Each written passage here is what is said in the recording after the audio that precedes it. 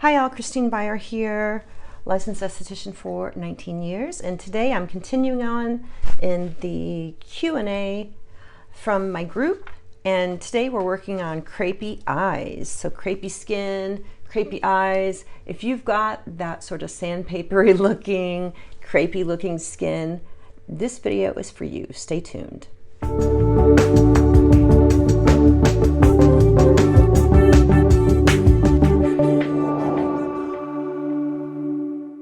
So crepey skin can be really frustrating. It happens to the best of us. You usually start to see it in your late 40s into your 50s.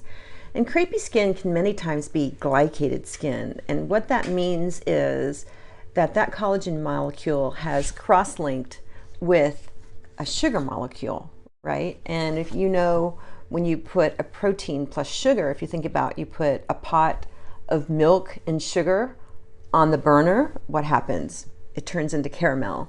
So we have sort of a thickened, just a sort of a soupy mess going on there where the skin gets hardened. And the half-life of collagen is about 15 years. And so this can linger for the rest of our lives.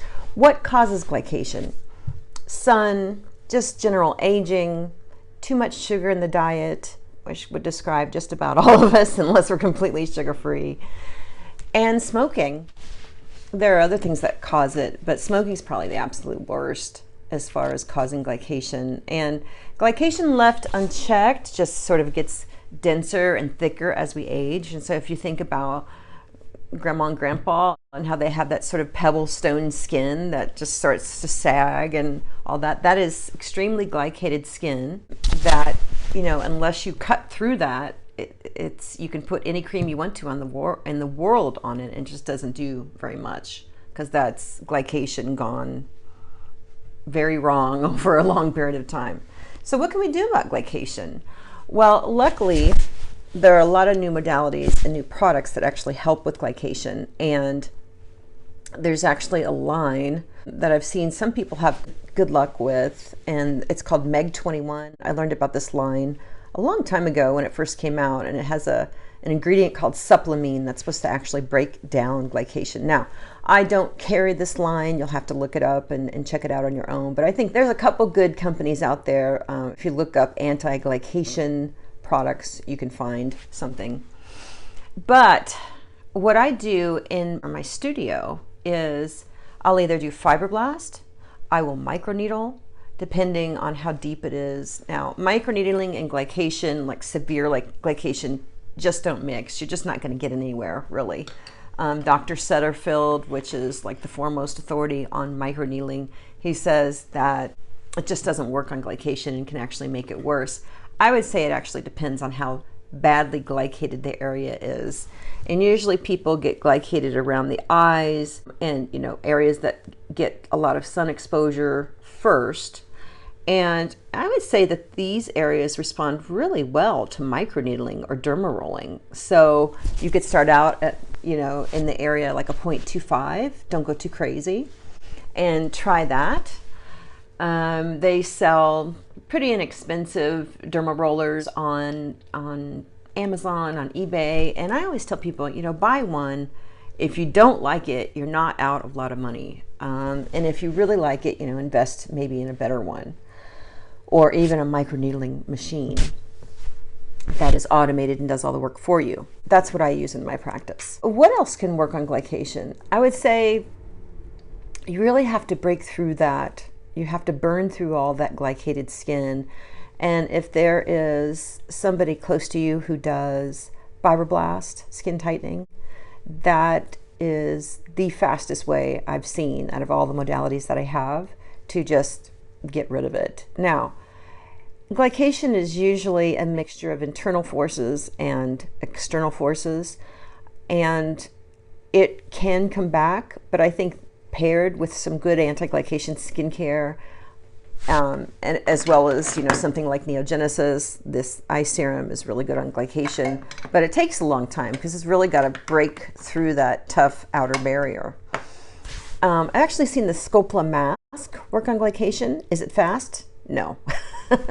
but it does work on it. So I think that would be a really great treatment as well, if you could go get fibroblast or plasma work and then go back 2 weeks later and have the mask put on, the scopula mask, or even the, you know, make sure you're diligent in applying your scopula mist or your Cavi PLLA. So both of these have that polylactic acid in it, and it's going to speed up the cellular turnover so that glycation doesn't really have a chance to happen.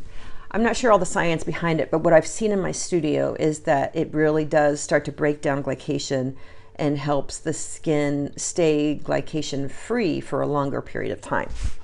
Now, after my last fibroblast treatment on my neck, which I do feel like I'm getting maybe a little bit of glycation through here, although I keep burning it off with fibroblast, I put, after 2 weeks of healing, when there were no more scabs, I put the scopula mask on, the facial filling mask, on my neck. I actually did two treatments onto my neck, and it has blasted through the healing process. It's kind of exciting.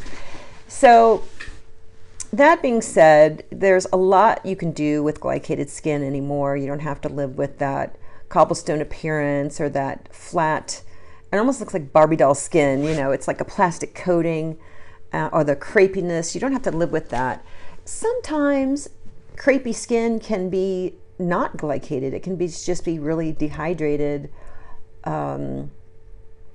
cross-linked skin, or just really dehydrated skin. So make sure you're hydrating well. You're using really sophisticated products or technologically advanced products. Something from the drugstore is not going to do much for crepey skin. I mean, it will say it will, but not going to do much.